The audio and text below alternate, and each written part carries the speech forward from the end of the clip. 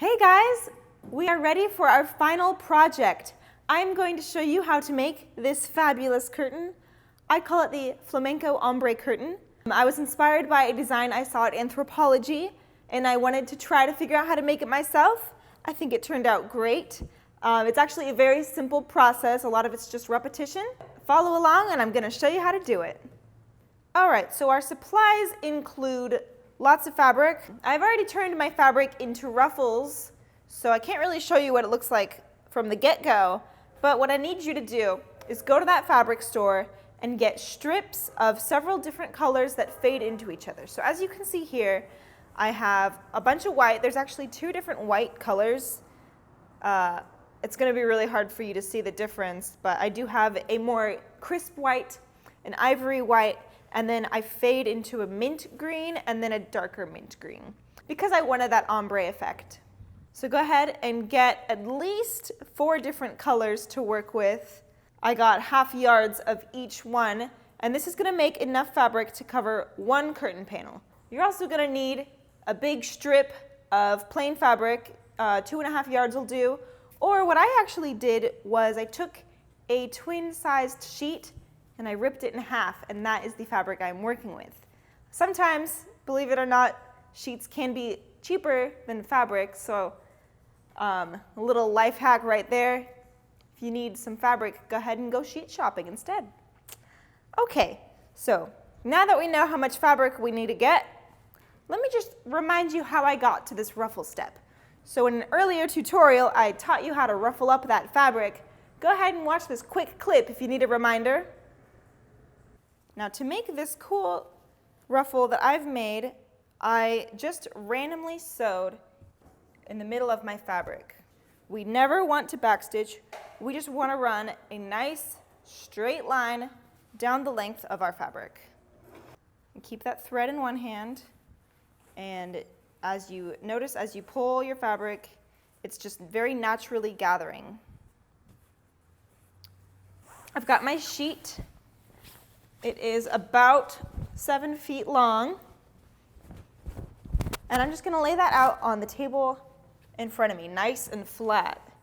If you don't have a giant table to work on at home, it might be best just to move to the floor. Now what we're going to do is lay out our fabric, and so we know where we want it. We know how far to space it all. Okay, so I've got my 7 feet here, and I'm just going to place these on it so they are evenly distributed. Now, since these are gathered to a bunch of different lengths, I'm going to focus on these after I space them out. So right now we're just getting the height lined up. So as I mentioned, I'm just focusing on this straight edge of my curtain on one side. Okay, so I've reached my bottom, and I do have a bit of extra room, meaning I'm going to place my ruffles closer together. So I'm just going to kind of keep reworking this until everything fits perfectly.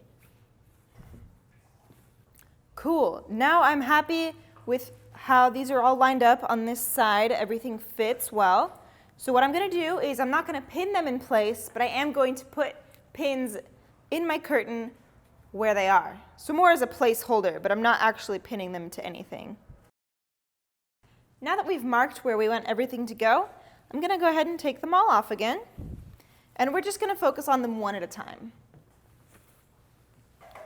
All right. So now we have just this first layer that we're going to focus on, and it's the same exact process for all the layers after it. So what I'm going to do first is just work on my gathering so that the entire width of our ruffle takes up the same width as our curtain panel. So I'm just going to do what I need to do here to lengthen it. And I want to make sure that my ruffles are evenly distributed. Once I'm happy with it, the next step is very, very simple. You're going to take your pin cushion and making sure that your ruffle and your curtain panel are the same width and the same and straight across. You're just going to pin it in place, and we are going to top stitch it to our curtain. Right over where that ruffle line is, the same That same stitch we made earlier to gather it, that is where we're going to sew.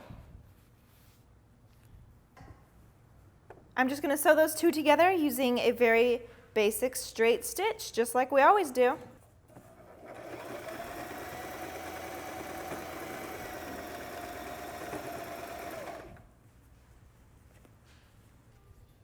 It's beautiful. As you can see here, this is what it looks like after we sew it. And then this is that same line. Here it is. So